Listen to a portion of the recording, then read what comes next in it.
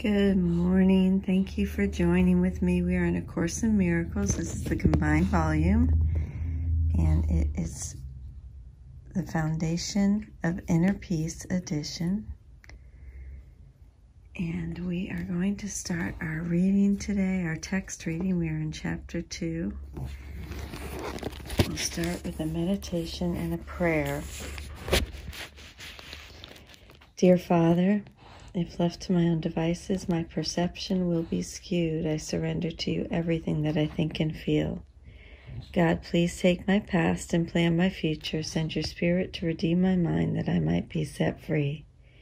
May I be your channel, God, and serve the world. May I become who you would have me be, do what you would have me do, go where you would have me go, and say what you would have me say, and to whom.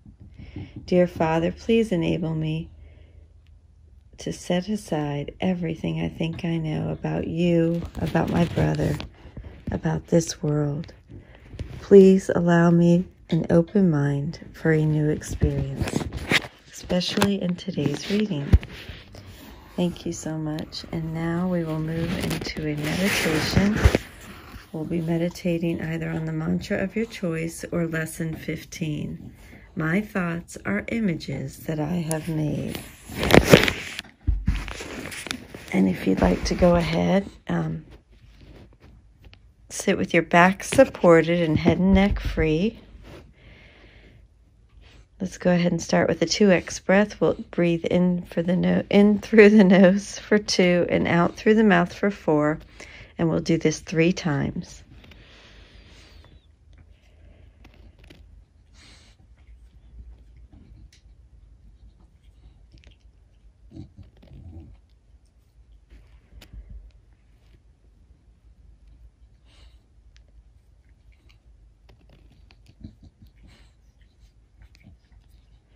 And now let's move on to the 3x breath. We'll do the same thing for a count of 3 and 6.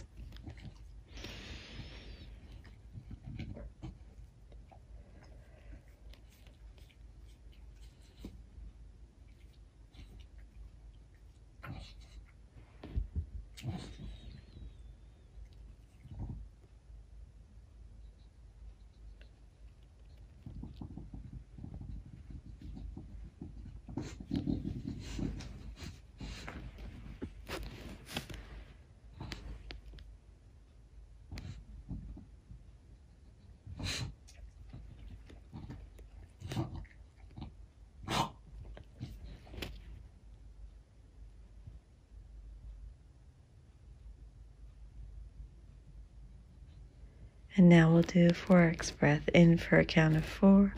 Hold it at the top and then out for a count of 8.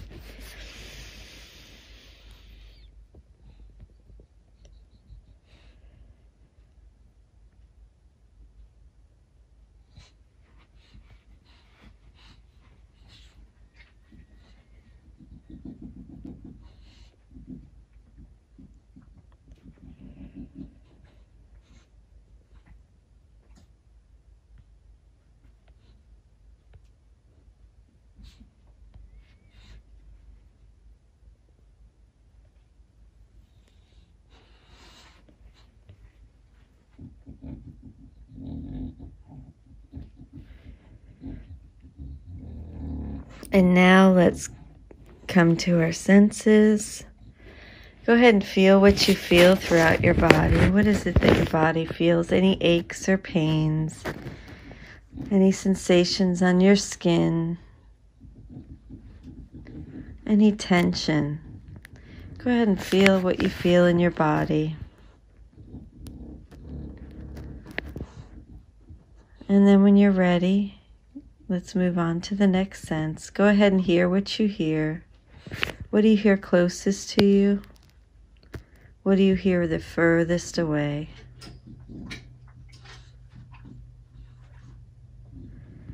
And then with your eyes closed, see what you see through your eyelids. What do you see through your eyelids? Go ahead and see what you see through your eyelids. Any shapes, patterns, colors, lights. And go ahead and taste what you taste. Do you taste the bitterness of coffee or the sweetness of toothpaste? What do you taste in your mouth?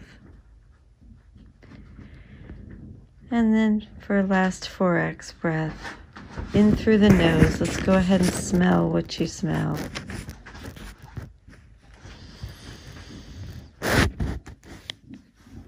And now for our last sense, go ahead and inhale deeply on a 4x breath through your nose, and let's smell what you smell.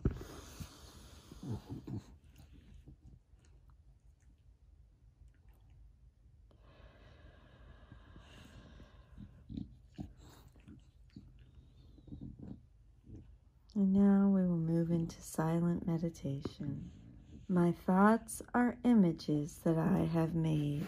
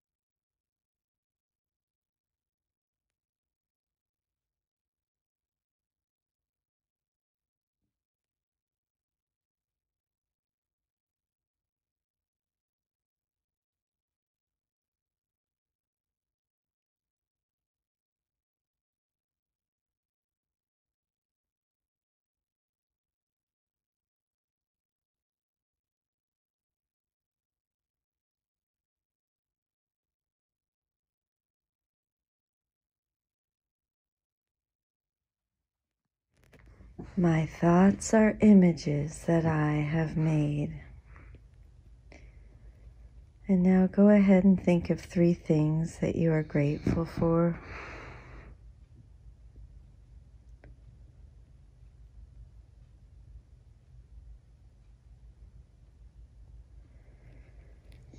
And now go ahead and tap into that light center in the center of your chest, that heart center. Go ahead and experience that rush, that feeling of pure love. Go ahead and think of something that brings that rush to you. Is it your grandbabies, your children, your pets? What brings that rush of just pure love to your heart? Because we're going to go ahead and extend that. Extend it out to any living thing in the room with you. Just feel that rush of pure love extend from you to every living thing in your home. Go ahead and envision it in a white, pure light. And extend that outward.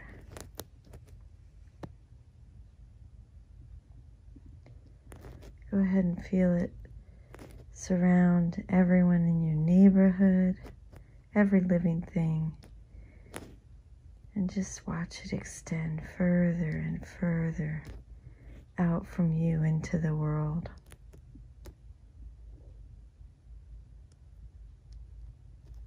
Just experience that energy of love vibrating out into the world until it is encircling the globe. Sorry, I have a puppy here. It just wants to be in my lap now.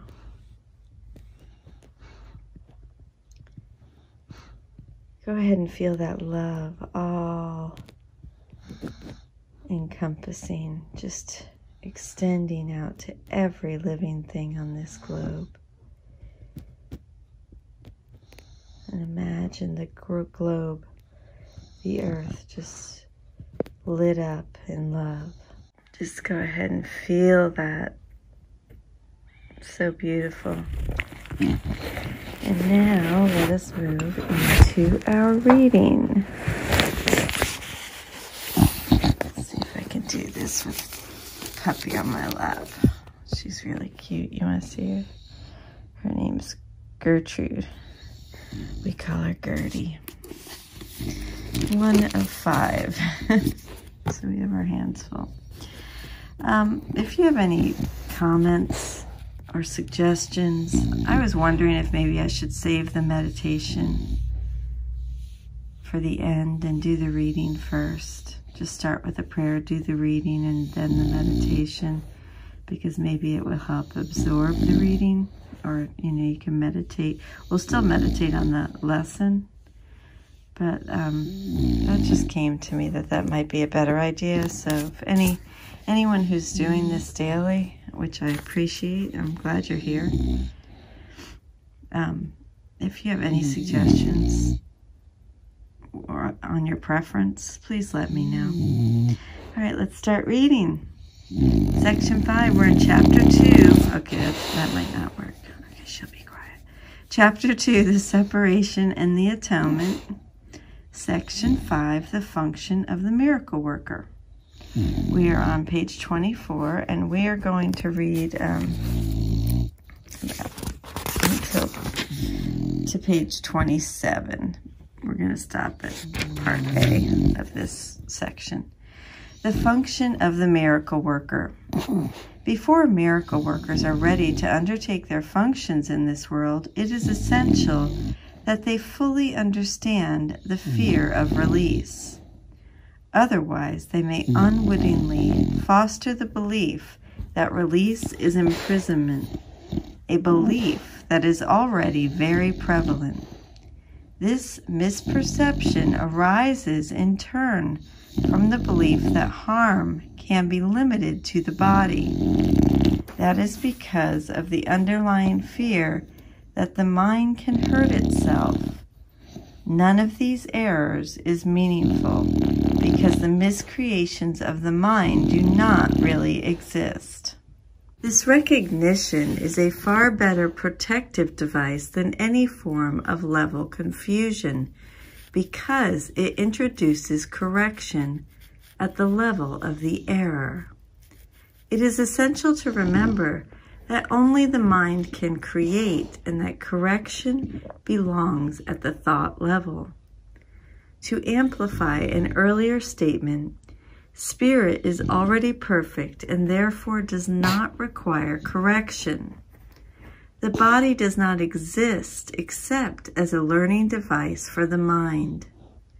This learning device is not subject to errors of its own because it cannot create. It is obvious then that inducing the mind to give up its miscreations is the only application of creative ability that is truly meaningful. Magic is the mindless or miscreative use of the mind. Physical medications are forms of spells, but if you are afraid to use the mind to heal, you should not attempt to do so. The very fact that you are afraid makes your mind vulnerable to miscreation. You are therefore likely to misunderstand any healing that might occur. And because egocentricity and fear usually occur together, you may be unable to accept the real source of the healing. Under these conditions, it is safer for you to rely temporarily on physical healing devices because you cannot misperceive them as your own creations. As long as your sense of vulnerability persists, you should not attempt to perform miracles. I have already said that miracles are expressions of miracle-mindedness, and miracle-mindedness means right-mindedness. The right-minded neither exalt nor depreciate the mind of the miracle worker or the miracle receiver. However, as a correction, the miracle need not await the right-mindedness of the receiver. In fact, its purpose is to restore him to his right mind. It is essential, however, that the miracle worker be in his right mind, however briefly, or he will be unable to reestablish right-mindedness in someone else. The healer who relies on his own readiness is endangering his understanding. You are perfectly safe as long as you are completely unconcerned about your readiness, but maintain a consistent trust in mine. If your miracle-working inclinations are not functioning properly, it is always because fear has intruded on your right-mindedness and has turned it upside down. All forms of not right-mindedness are the result of refusal to accept the atonement for yourself. If you do accept it, you are in a position to recognize that those who need healing are simply those who have not realized that right-mindedness is healing. The sole responsibility of the miracle worker is to accept the atonement for himself.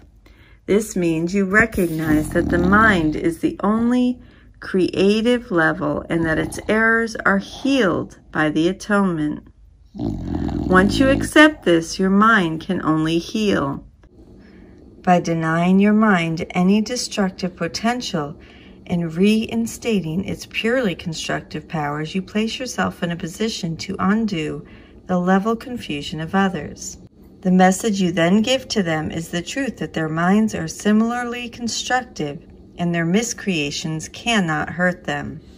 By affirming this, you release the mind from over-evaluating its own learning device and restore the mind to its true position as the learner. It should be emphasized again that the body does not learn any more than it creates. As a learning device, it merely follows the learner. But if it is falsely endowed with self-initiative, it becomes a serious obstruction to the very learning it should facilitate. Only the mind is capable of illumination. Spirit is already illuminated, and the body in itself is too dense. The mind, however, can bring its illumination to the body by recognizing that it is not the learner, and is therefore unamenable to learning.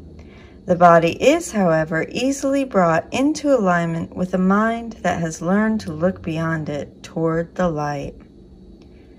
Corrective learning always begins with the awakening of spirit and the turning away from the belief in physical sight. This often entails fear because you are afraid of what your spiritual sight will show you. I said before that the Holy Spirit cannot see error and is capable only of looking beyond it to the defense of atonement. There is no doubt that this may produce discomfort, yet the discomfort is not the final outcome of the perception. When the Holy Spirit is permitted to look upon the defilement of the altar, he also looks immediately toward the atonement. Nothing he perceives can induce fear. Everything that results from spiritual awareness is merely channelized toward correction. Discomfort is aroused only to bring the need for correction into awareness. The fear of healing arises in the end from an unwillingness to accept unequivocally that healing is necessary. What the physical eye sees is not corrective, nor can error be corrected by any device that can be seen physically. As long as you believe in what your physical sight tells you, your attempts at correction will be misdirected. The real vision is obscured because you cannot endure to see your own defiled altar.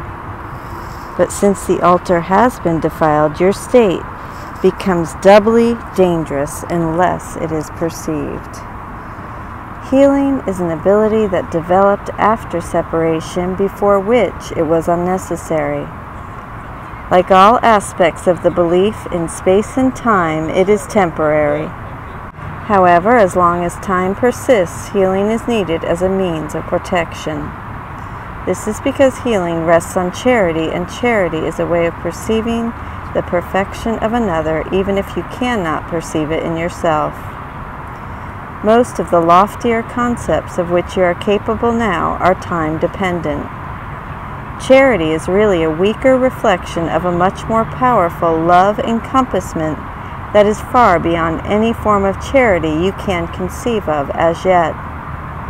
Charity is essential to right-mindedness in the limited sense in which it can now be attained.